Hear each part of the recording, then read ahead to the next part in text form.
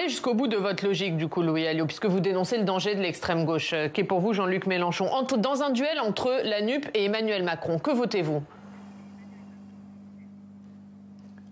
La plupart du temps, on votera blanc, parce qu'à l'arrivée, vous savez, c'est M. Mélenchon qui a porté M. Macron au pouvoir. La plupart du temps, c'est quoi? Ça veut dire quoi, la plupart du temps? Ça veut dire qu'il y a des cas où vous voterez pour l'un ou pour l'autre?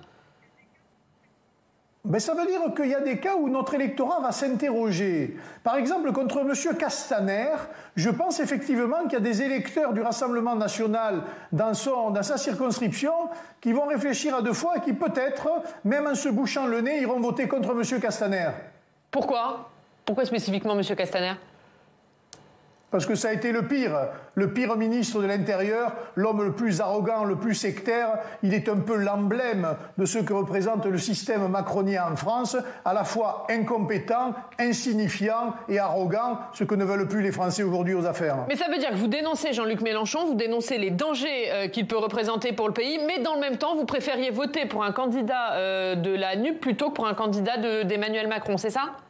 Non, non, je dis dans certains cas. Moi, je pense que ce soit M. Macron, avec sa politique ultralibérale, qui va encore socialement faire des dégâts et qui va laisser encore une immigration supplémentaire s'installer chez nous. Et M.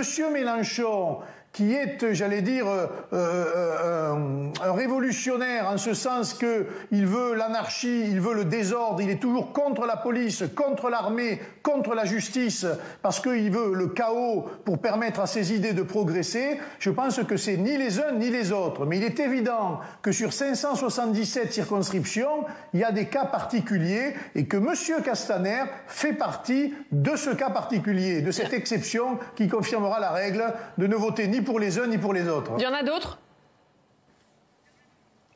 Non, je ne sais pas, c'est lui qui m'est venu à l'esprit, parce que je dois dire qu'il est quand même la caricature de ce que la Macronie fait de pire.